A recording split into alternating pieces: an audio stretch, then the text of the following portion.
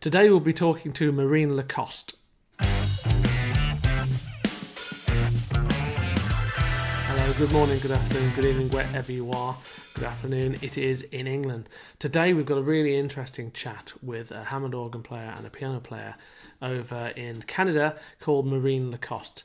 You may very well have heard of her with her work with Unkle Cracker and also for her online lessons that she does as well. So we have a really interesting chat coming up, I think, around what drew her towards playing in general, around Hammond organs and some of the Hammond organ modifications that she's had done, which I found particularly interesting. There's a boring waffle section about microphones, which interested me at least. And we also talk about other instruments and what it's like to arrive at a gig with a hired backline and how you make the best of it. It's a really nice conversation that we've had. I hope you enjoy it. I'll be back later. So, Sounds good. How are you doing? Whereabouts are you? Well, say that again, sorry. Whereabouts are you at the moment? In the country, in the world? In the world, well, I'm home, close to Montreal, Canada. So that's where I am right now.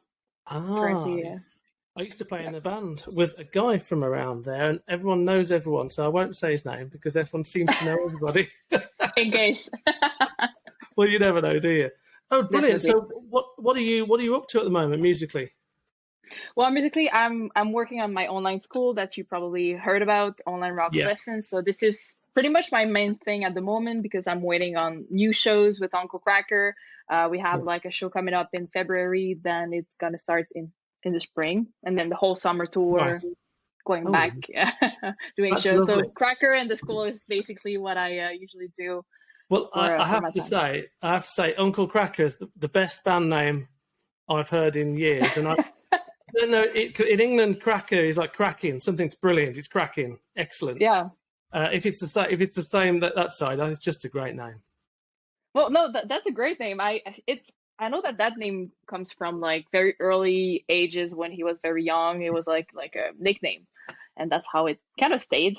Yeah. So I don't know the whole stories, but I remember that it was like a nickname when he was like in high school. Unkle Cracker. I wish I'd thought of that name. That's brilliant. So how long have you been playing with them? I've been playing with them for like, I think it's my 9th year this year. So it's been a minute. Well, we don't count COVID, but it's been a minute. So 8 to 9 years right now. So. Wow, that's quite a long time. So you obviously get on very well with everybody, don't you? It's a great band. I'm living it. I mean, we're doing great shows and playing all around the States. Oh, wow. I was doing my research today on you to make sure I've got something to say. And I noticed the Unkle Cracker, and I noticed how big some of the venues are that you play. Some nice big. Are they open air ones mainly? During the summer, we do a lot of amphitheater, but during winter, we're going to do more clubs. Depends what kind of gigs we're going to be doing. Like this summer, we have like pretty cool tour coming up with ZZ Top and Lynyrd Skynyrd. So we're going to be playing like huge amphitheaters and outdoor venues. So that should be awesome. That's going to keep you busy, isn't it? It will. Well, yeah, I'm looking at the calendar. I'm like, well, when am I going to go home? I don't know yet. So no, that's going to be great. It's been a while. So yeah, it's nice to be home though, isn't it? It's good to get back home as well. Always. But when you're home, you want to go back on tour, and when you're on tour, you want to go home. I mean, it's the duality of being a musician. It is. It's like there's two brains crammed into the head, isn't it? Because I was at a recording studio this weekend, 3 days, and you want to go home and see the family and the kids and stuff, and then you get home and they're upstairs. They're not fussed. They hardly realise you've gone. So it's a funny old thing, isn't it? Tell me a bit more about the online music. Is that piano or Hammond or just keyboards in general? All of that. So it's an online school that I teach how to play piano, organ, keyboards in the rock, blues, and pop more way. Oh, so we're going to talk about how to play Led Zeppelin. We're going to talk about how to add organ in AC/DC. We're going to talk about like everything that usually online school doesn't talk about. And it's so it's basically for all type of keyboards. I started with the piano mainly, But Yeah. now I'm getting more into the Hammond organ because I felt like it needed like a foundation about like how to play keyboards, and starting with the piano was like what makes sense for me. This is how Yeah. I learned it myself. Yeah. And this year I'm just digging in all the Hammond stuff, so they should start popping up. Oh, that's That would be fantastic. nice. I did do Yeah. a couple of online courses with people over in the States, actually. I mean, I taught them over in the States, but I'm handicapped because I don't read. Well, I read very slowly, you know, and write the Got notes, it. write the notes above. And I never really know which is best. You know, when it comes to improvisation, I think some of the non-readers seem to do quite well. But when it comes to Yes. studio work, it's great if you can read, isn't it? I think so. I think a middle of the two is great. Mm. You don't need to have like classical training skills for sight reading, but I think that knowing a minimum and being able to read a melody is helping you for sure. But if you're improvising and playing like pads on the organ, I don't think that you need to know how to sight read. It's more of a piano thing when you want to do like the piano solo with the melody, and you have to read some parts. So, but that's how I learned it. I started with the classical training. So for me, it was always there. I always knew how to read, but I understand that it can be very difficult. It can. And I remember having to, I wanted to learn the organ solo for Burn, Deep Purple.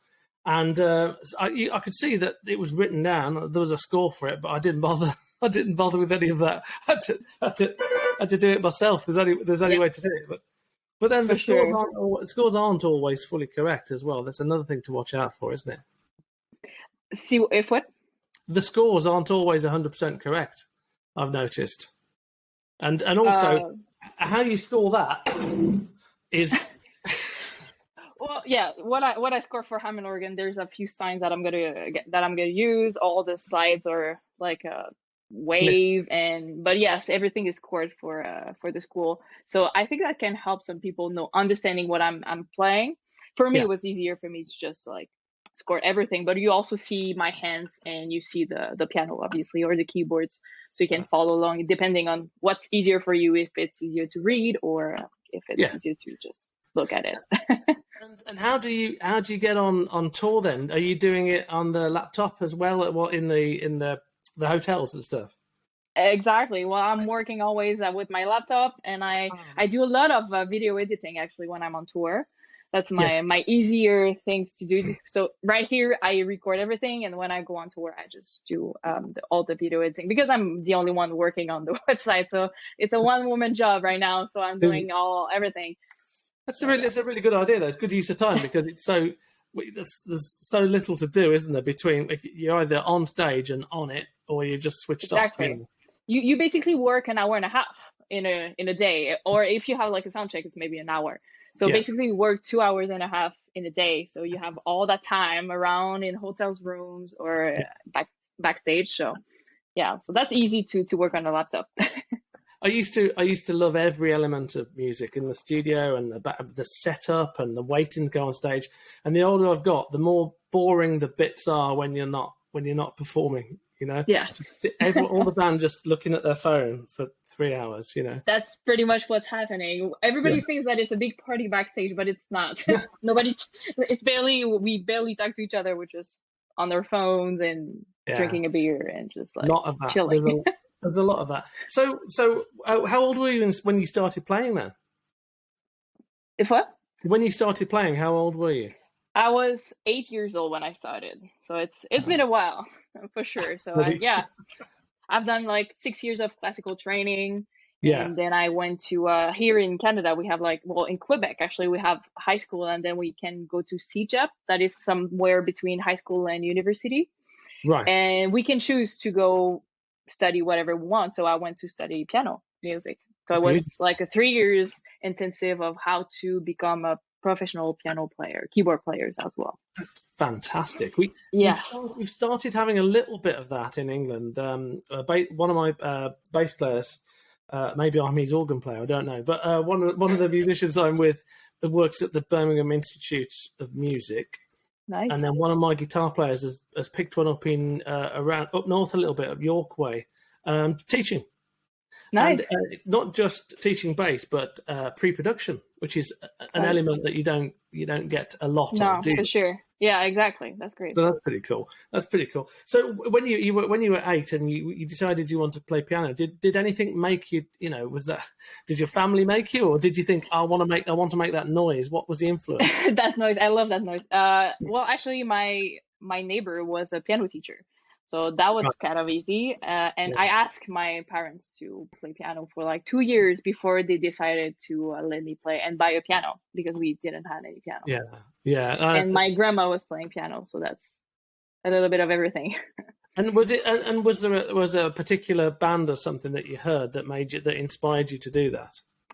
Not really. I think that it was just like having the neighbors, and the daughter's neighbor were playing piano. So seeing other people playing piano around me was like, well, I'd like to do that as well.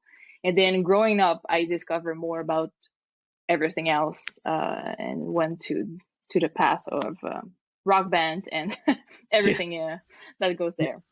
And because I saw a photo of you, and I'm sure you were on an A100. Yeah, it's possible. Yeah. Oh, okay. Because I was say we chatted before I pressed record about the instruments in there. If you want to go through the instruments behind you there, so we know what you've got there.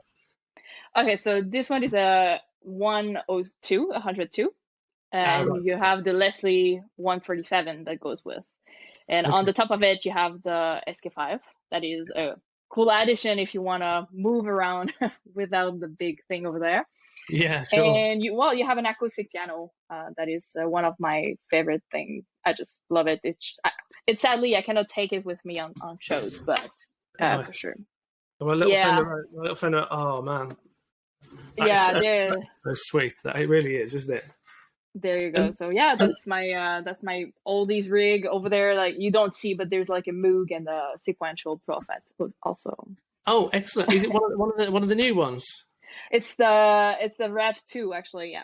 I was on one just the other day. Incredible. Yeah, they are.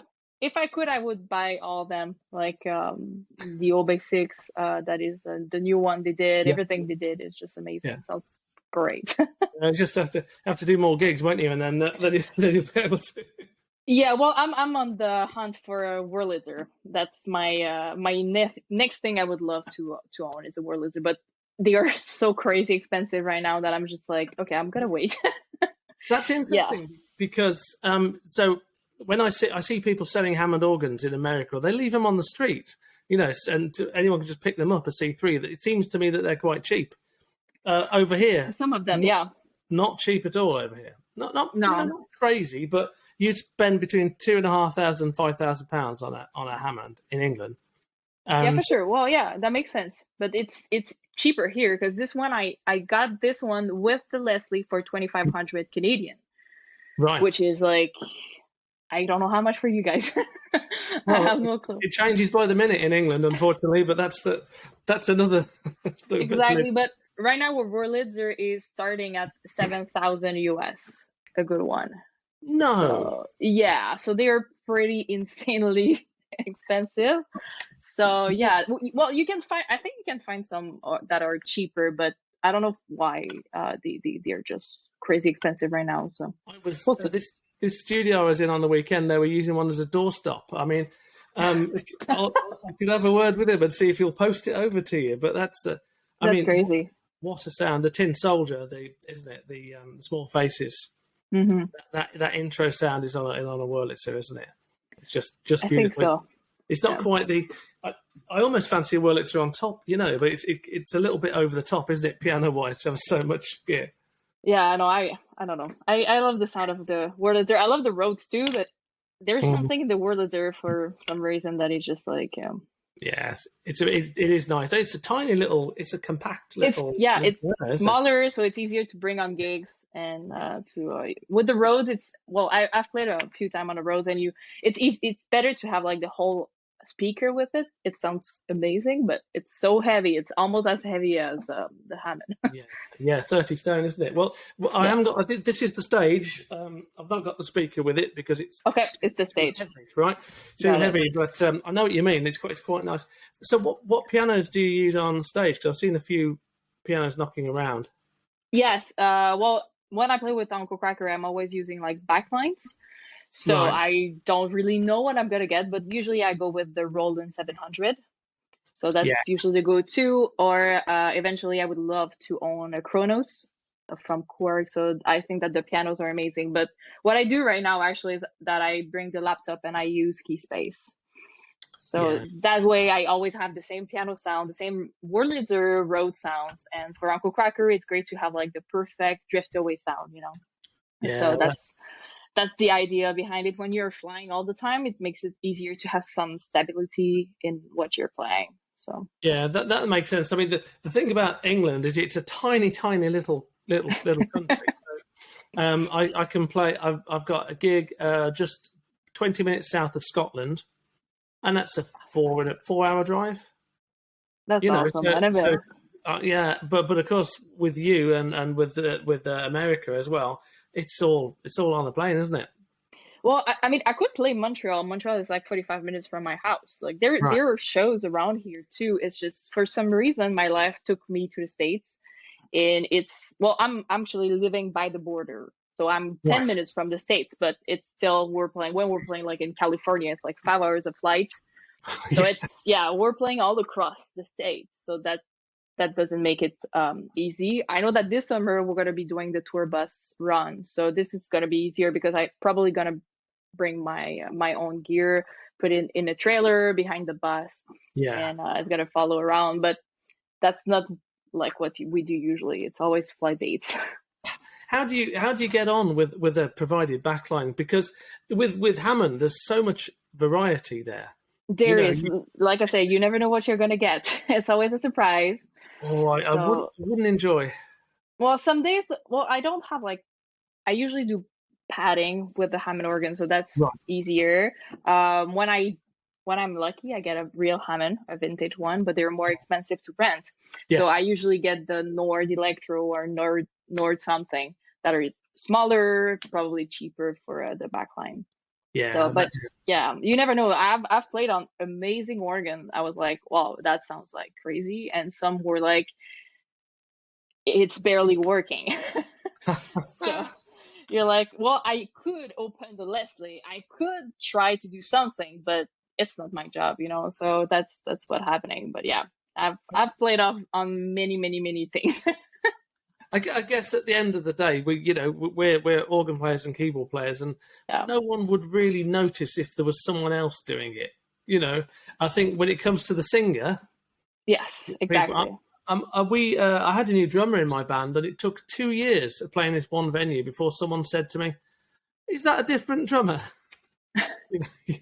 Well, I mean, yes, I'm playing for Uncle Cracker, so I'm part of the band. I'm in the back, and my job is to adapt and make him shine because Yeah, he's the artist. I'm in the back. I play my parts, and I try to do it the best I can.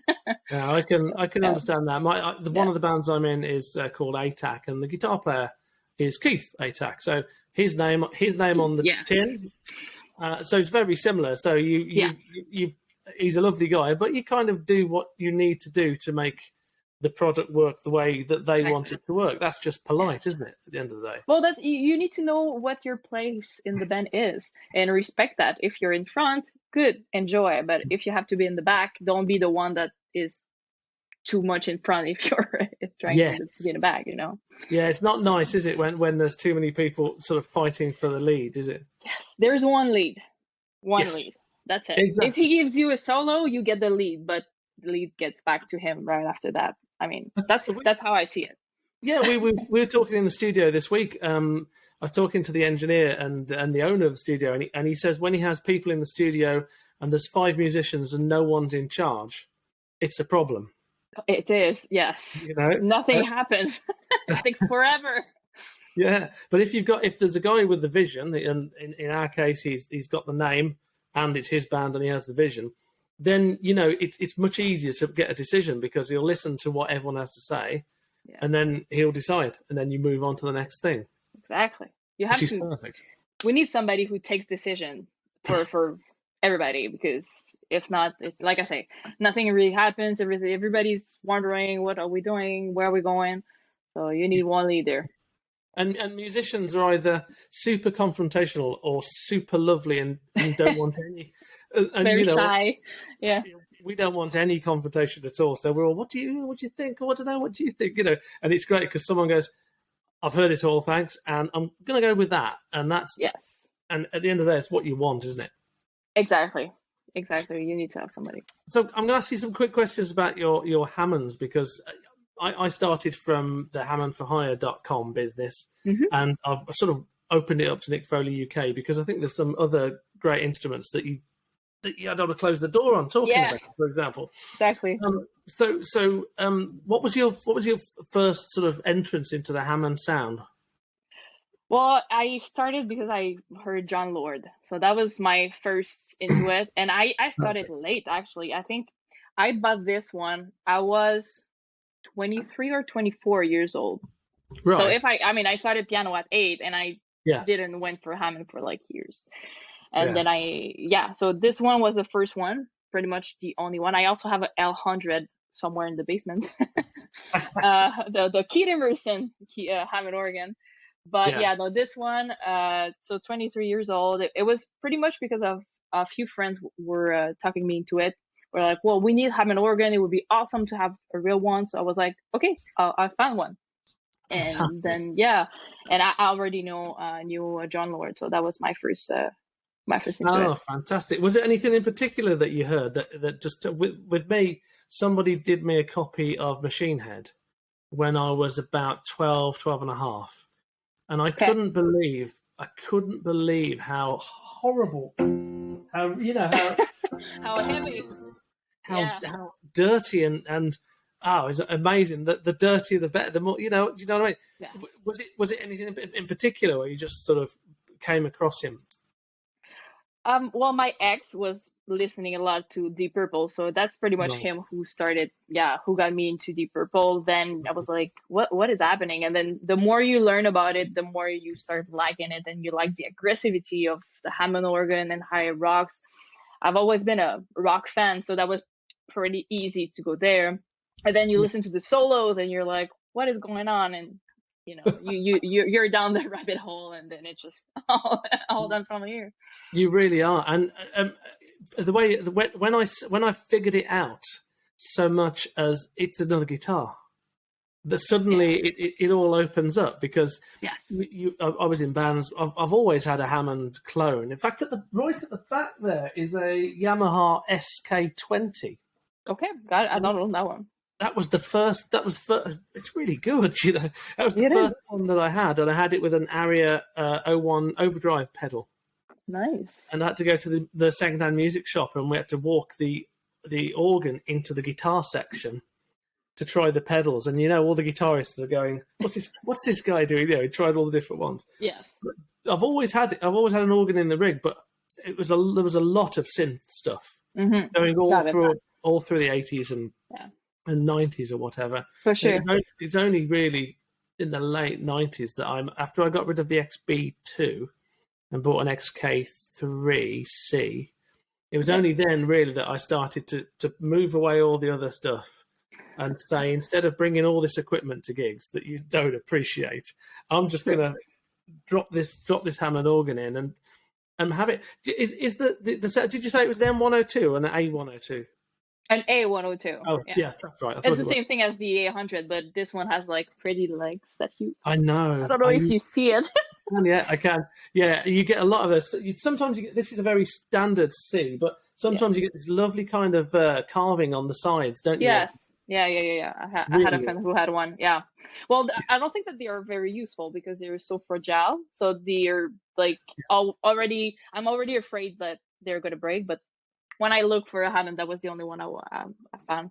I was looking for an 800. I think they were more solid, and they felt like they were not going to move anywhere. But so I have to make sure that I don't break any legs.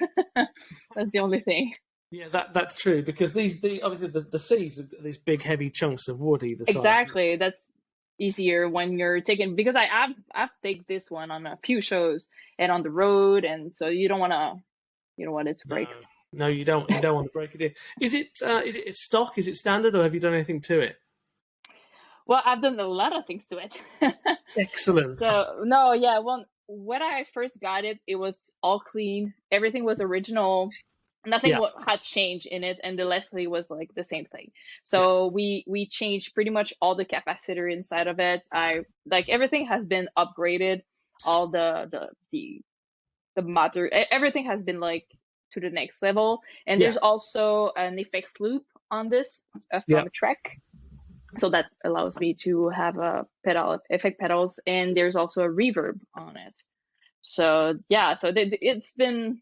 Oh, and I changed some of well, I didn't do it myself, but I know that. I changed something about the motor so I could just use the bend effect, and it doesn't stop when the motors are stopping. So basically they're Right.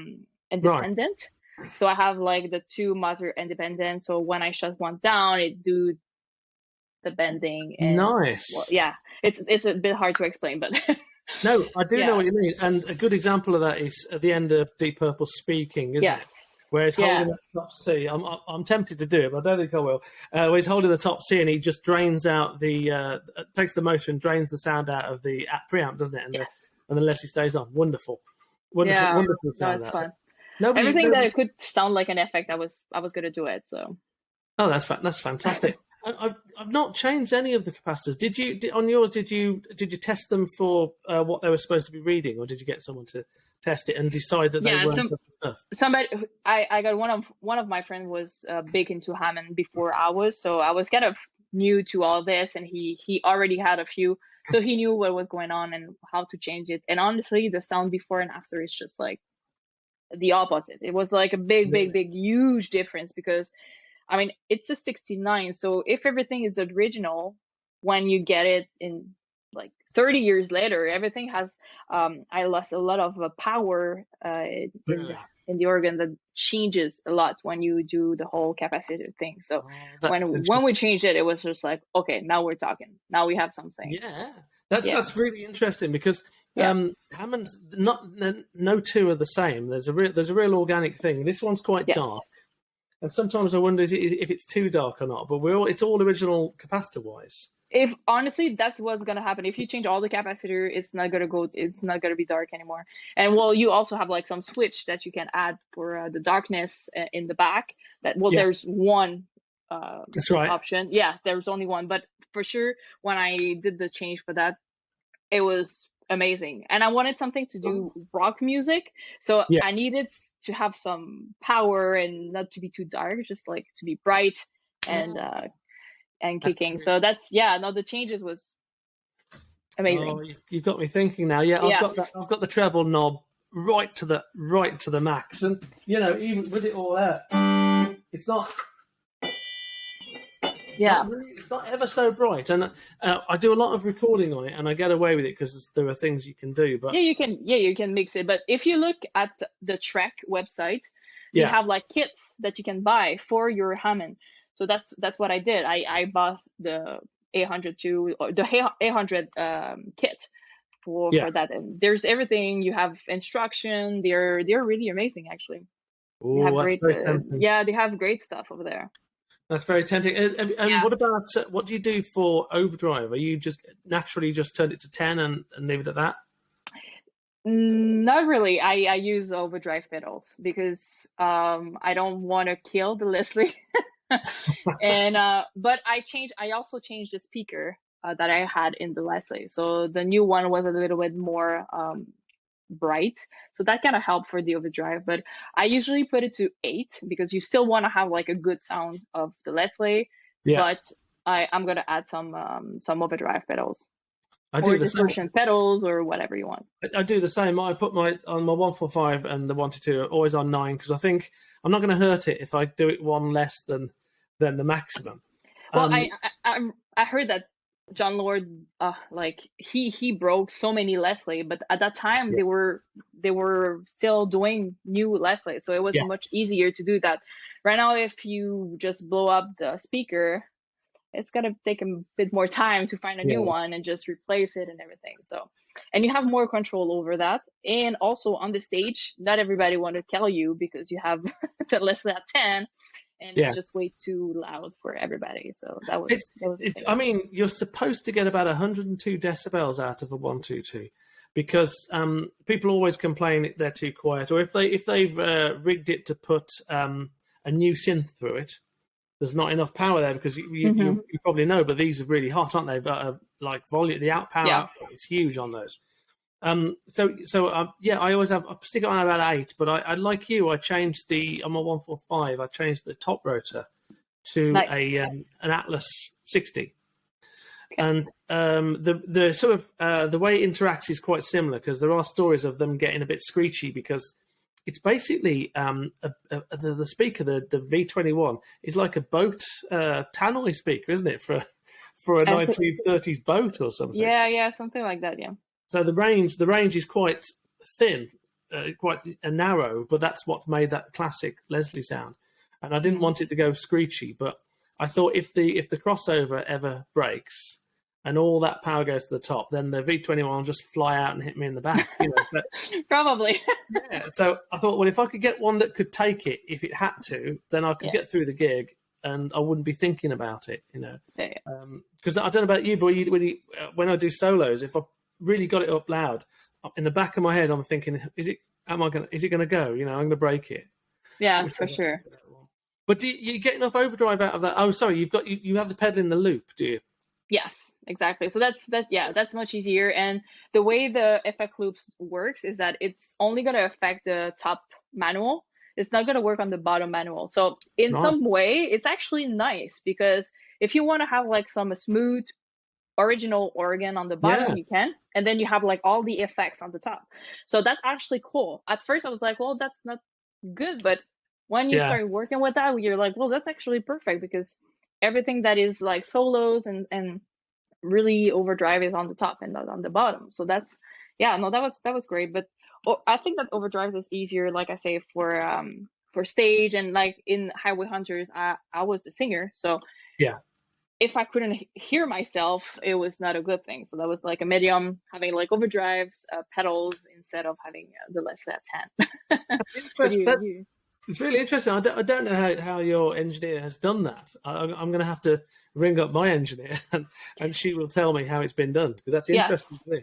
It's the track. It's the track stuff. So you buy the right box and they send you everything you need to do that. I mean, I didn't do myself. So it from what I remember, it was looking kind of complicated. But anybody who know enough about electronic should be fine. Well, we don't, because the import duty and the postage. We don't go to Trek or Tonewell Hospital that often, but I do sometimes group together with UK Hammond organ players, and we get a few in. But my engineer is a Hammond organ repair person for 100 years, and we just do it. We don't get the Trek parts. We just go, exactly. If you know how to do it, I mean, you probably can do that. Anyways. Yeah, I mean, I don't. Don't get me right. But I had a line out installed, which was a lovely thing to do. So, because now when I'm recording in the studio here, I'm totally over the top with the microphones, but I've also got a stationary Marshall just down there. That's awesome. I feed that into the Leslie 122 sound. Yeah. And all of a sudden, that bottom end, it doesn't go as bad as you might think having a stationary and a wobble. And that bottom end really comes out really nice, but it goes very dirty. Yeah, that's the well, thing. That's how we like it. I mean, Well, I've got this this Australian overdrive unit called Profcon ZD1. Okay. Down on the left here. There's a video somewhere on my YouTube channel where I review it, and it's got all sorts of knobs and buttons. I mean, far too many for me to understand. But when you've got the cans on, you can hear the difference because it's incredibly subtle. But that allows me, and there's an on-off as well, which is nice, so I can engage and disengage and just have the Leslie on. So that's quite nice. Brilliant. What else do I need to ask you today? So I was interested in the endorsements you've got. That's fantastic. You've got the Hammond organ, the cases, and all that. Is people just knocking on your door to say, please have some of my kit, or what? It's amazing. Well, at first, I gotta say that it's not always like that. Not everybody's just like, hey, I want to endorse you. Mainly of these sponsors, I did the first step myself because I was starting. It's been a few years. It was at the beginning of the Unkle Cracker tours, like 8 years ago. So when I started to have some tours, I was like, hey, do you want to sponsor me for my next tour? And then it just keep rolling. So that was easier. But yeah, at some point, I hope that one day you're getting at the top and everybody's like, hey, I want to sponsor you. I hope so. But there's only Greg from me at the moment. But what I like about the Lounsbury stuff, and this isn't the sales pitch, but you kind of involved on the ground as well, aren't you? And you'll get a message. What do you think about this? What do you think about that? And it's so nice to be able to maybe influence, but at least give your opinion to something that's for sure. Really not everybody do that, but when you have like some companies that does that, that's just like great. Yeah. And Hammond UK, they help me a lot as well. I must admit, there's a company behind Hammond UK, and some of the instruments that I review, they'll drop off. And all the Hammond organs that I've reviewed, they send over and say, tell us what you think about this. They say don't prejudice it. Just give your exactly what you think, which is what I will do. If it sounds horrible, I will tell them. You will. Because you've got to have integrity, haven't you? Exactly. But they help me. They help me on all those things as well. So that's awesome. Brilliant. So what's the? I mean, and your Leslie standard as well. Your Leslie stock, other than the top speaker. Oh, I don't remember what it was. Sorry. No, but it's not been messed with in any way, because I've got a 1/4-inch jack input on the 145. Yeah, it's been I think No, I think I have one too, but and I only changed. It was the Leslie was rewired for sure, all the capacitors and stuff, and we changed the speaker. That was pretty much it for sure. Oh, fair play. I recently bought a 3300 Leslie. So I got one too. Yes, it's not in the room right here, but I love it. It's great because you can actually put it on the side instead of when you're driving in a car. So that's a good thing. Yeah. But it's still heavy a bit though. I would expect a bit. Did you go for the wooden one or the road case? No, the road case. Yeah, it's the right one, isn't it? Yeah, it's in that bag over there. Yeah, it's more solid. Yeah, I think you get the handles and the small wheels. The wheels are quite small, but how do you find the engineers get on with that? Because I've done a few gigs with it, and I think because it kicks out so much more bass than a 145. Something goes on. The gig starts fine, and then by the end of the evening, your monitors are just crackling, and I don't know what's happened. But it's just I did not notice that. I haven't noticed that, but I remember that I actually, honestly, I think it sounds amazing. But I didn't notice something different. Next time I will think about it for sure. I've wondered whether they're strapping the two inputs onto one fader and they're just going up. And that's always a bit of a danger when you're doing a Leslie on stage, because that bass one rotor is more of a warm-up, isn't it? Exactly. And I think they're overdriving the monitors. I think that's what happened. Maybe they are, because I don't know. Yeah, so the last gig I did, it was not even like it didn't have any mic, so it was just like the Leslie straight up. It was a small venue. It was a very, very small venue. Well, I'm considering the next gig not miking the bass.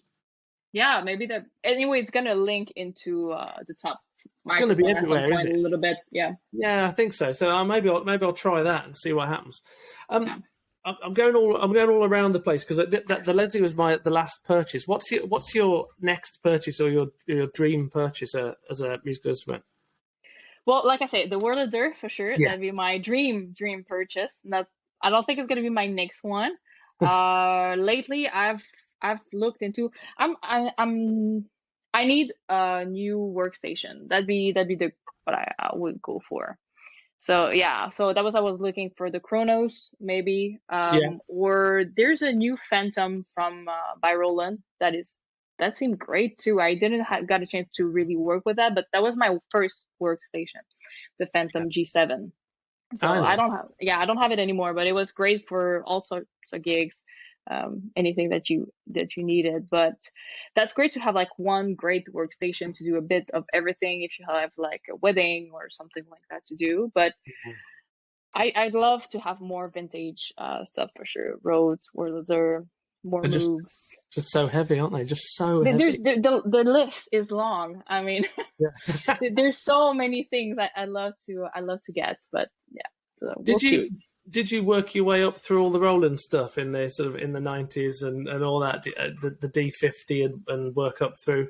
Did you do all those? No, not yet, not yet. Well, I was born in the 90s, so I didn't got a chance to, but sadly, I'm sorry. So I'm starting to go back there, but there's so many great synths, Yeah. like the Junos or there. I mean, there's so many, but right now everything with I don't know if it's because of like Stranger Things, but from when that started, now Yeah. everything that is vintage is a lot more expensive. So all the vintage synth are a lot more expensive too. Oh yeah. So maybe at some point it's gonna go down again. Yeah, But yeah. the analog problem. I nearly went through an interview without telling someone I owned a Roland Jupiter 8 and sold it for £400. Wow. But I failed to do that, haven't I? And over in England, I saw one for sale for $10,000, and I've seen that's one crazy. Yeah, $27,000. I've seen one with a MIDI. Yeah. And what I did, I joined a band recently, another band, and they needed piano and 80s sounds, and I did this Roland Juno DS. That's great. Because it's incredibly cheap for what you get. You basically get a sound module, aren't you, with some keys put on top? But the sounds are really quite something, to be honest. And value for money is incredible, and it runs on batteries. I was in the studio last week. That's crazy. I didn't even plug it in. It's like magic power. That's really good. So what's the future for you? What does the future hold? You play. There's another band we haven't spoken about, Corey Hart, as well. Yes. Yeah. Well, I did the last tour with Corey Hart in 2019, right before COVID happened, and Corey doesn't play that much. I think he'd do like a tour once in a while, like every 5 to 10 years, So for him, I don't know yet if anything's gonna pop up again. Probably in a few years. I know that he's big in Japan too. So the last one we did, it was the Canadian tour. That was pretty awesome. Fantastic. So hopefully we're gonna have something coming up in the next years. But, you're keeping yourself busy. So the future then is still with Unkle Kracker, Corey when you're called for, and then your own Highway Hunters as well. And I'm working on the whole school, online school. But I mean, I'm always open to new opportunity, and we'll see what we can have, and new artists popping up. Who knows, right? We're on. We're jobbing musicians, aren't we? Do you record at home as well for people? Do you do any remote stuff? I do. Yes, I do a lot of remote stuff. Actually, that's usually last year in January. I did a bunch of things for an Australian singer, and then a few here in Montreal, and I record everything here because I don't want to take the Hammond to the studio. Well, exactly. With the studio I was in this weekend, we chose it mainly because it had a C3 and a 122 already there. So that's great. If they already have like a Hammond, that's amazing. But honestly, I've worked on the studio setup, and it sounds really good. It's pretty cool. Everybody's happy with that, and they can do whatever they want. I send like 3 tracks, and they got everything. So I might cut this out because I might get too boring here. But what microphones are you using on the Leslie? 2 top is 2157 and the 421. Sorry, I have to translate it in my head. So the Sennheiser 421 on the bottom for the bass one, and 2 Shure 147. No, 157. Sorry. That's the one. Yeah, 157. Well, I have 257s as well. 57, yeah. And I have a Shure Beta 52A at the bottom. Okay. Yeah. And then I've got a couple of wide. I don't know where the screen is. A couple of wide ones, Tritons either side, nice. And then a line out. It's insane. So I end up sending a comp track, and also 5 other tracks if somebody wants to put it. Yeah, that's crazy. Yeah. And I only do 3. But yeah. It's interesting because I have the 57s quite on a T, quite close in, and they're this wide. And what I'm trying to get with the panning is the scraping noise as it slowly goes around. That churn that I call it. Got it. Well, I usually put each side of the 57-inch side of the Leslie, so you get the rotating thing. Doppler. Yeah, instead of putting it in front. Yeah. So that's a way to have like less microphones. Yeah, well, it's interesting because on the whole, everyone likes that. Every now and again, someone says, "Cut those. I'll just have the 57s, the two 57s, and the 3 microphones." So maybe I'm just going over the top as usual. Giving more. More isn't always better because you could have a room if you wanted as well, couldn't you, for a mellow sound? Yes, true. But what I really like is when you break the Hammond and it slows down. And I love it when you can really hear that slow, that juddering slow. Yeah, that's great. Like flapping your trousers as it goes down. So, where can people get hold of you? Or where can people see your work? I'm everywhere. So Facebook, Instagram, TikTok, the website. They can find me for sure at the onlinerocklessons.com website for the lessons. And if not, like I said, I'm Instagram Marine B3 Rock and Online Rock Lessons for the Instagram. So I'm pretty much everywhere. So just type Marine Lacoste and you should see red hair, and that's me. I mean, grey hair, yeah. Well, thank you very much. It's been really great talking to you.